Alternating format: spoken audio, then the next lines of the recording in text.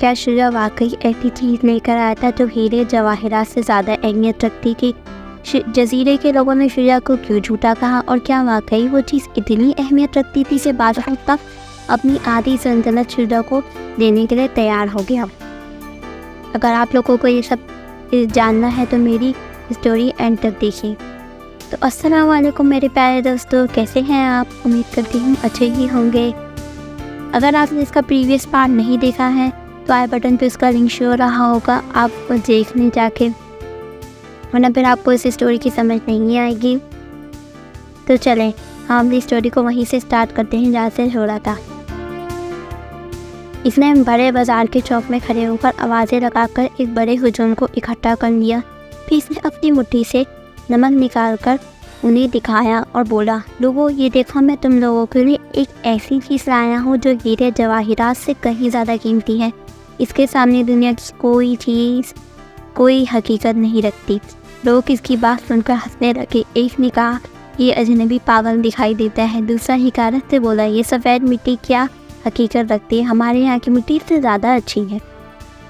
تیسرا کہنے لگا، یہ شخص سمجھ رہا ہے کہ ہم سفید مٹی دیکھ کر بیوقوف بن جائیں گے، یہ خود سب سے بڑا بیوقوف ہے۔ ہجوم میں سب ہی اس پر ہنستے اور کہکے لگانے لگے۔ اس کا کھلے عام مذاق اڑایا جا رہا تھا۔ اس نے باوقت تمام سب کو چپ کرا کر کہا، آپ لوگوں کو اس کی خوبیوں کا علم نہیں۔ آپ میری بات کی سچائی کا اندازہ اس طرح کر سکتے ہیں کہ میں اس کی خوبی آپ لوگوں پر ظاہر کر دوں۔ آپ لوگ ایسا کریں کہ اپنے اپنے گھروں سے اپنا کھانا لے کر آئیں۔ وہ کس لیے؟ ایک نے پوچھا۔ ہجوم میں سے کسی نے جواب دیا، غریب بھوکا ہوگا، کھانے کے لیے منگوا رہا ہے۔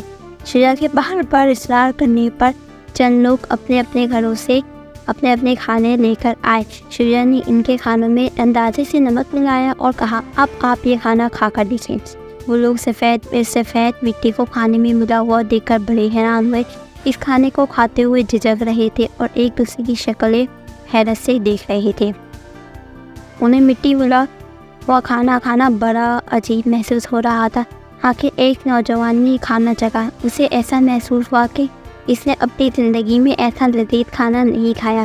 پھر کیا تھا، وہ نوجوان کھانے پر اس طرح ٹوٹ پڑا جیسے کئی دنوں کا بھوکا ہو۔ جب لوگوں نے اس نوجوان کو ایک ننھے کی طرح کھانا کھاتے دیکھا تو ان لوگوں نے بھی اپنے کھانے کو چکھا۔ بس پھر تو وہ لوگ بھی اپنا کھانا ندیدوں کی طرح کھانے لگے۔ اب اور لوگوں نے بھی کھانا چکھنے کی غرض سے ہاتھ مارا۔ ان لوگوں نے جب کھانا چکھا تو آپس میں چھین جھپٹ ہونے لگی۔ لوٹ مار کا سماسا بن گیا۔ شجاع ایک طرف کھڑا مسکراتا یہ تماشا دیکھ رہا تھا۔ بہت سے لوگ اپنے گھروں اور کچھ تام خانوں سے کھانا لے کر آئے، مطلب ریسٹورنٹ سے کھانا لے کر آئے۔ شجاع ان کے کھانوں میں بھی نمک ملا کر دیتا رہا۔ پھر دیکھتے ہی دیکھتے سارے شہر میں سفید مٹی کی حیرت انگیز خوبی کی کہانی پھیل گئی۔ بادشاہ کے کانوں تک اس کی خبر پہنچی۔ بادشاہ نے شجاع کو طلب کر کے نمک ملا کھانا کھا کر اس سے کہا، تم میری حکومت اور خزانہ دے دو اور اس کے بدلے مجھے سفید مٹی دے دو۔ شجاع نے جواب دیا، یہ سفید مٹی ہر ایک کو سونے اور ہیرے جواہرات پھر ان تول کر دے گا۔ بادشاہ اور شہر کے لوگوں نے اس کی یہ شرط مان لی۔ شجاع نے ہر ایک کو سونے اور ہیرے جواہرات کی اس نمک توڑ کر دیا۔ اس کے پاس پھر بھی نمک کی چند بوریاں بچ گئی تھیں۔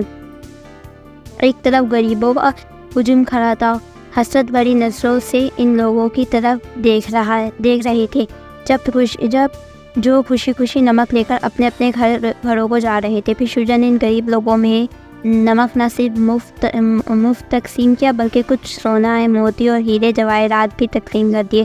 یہ دیکھ کر ایک ملازم نے کہا، حضور آپ یہ کیا کر رہے ہیں؟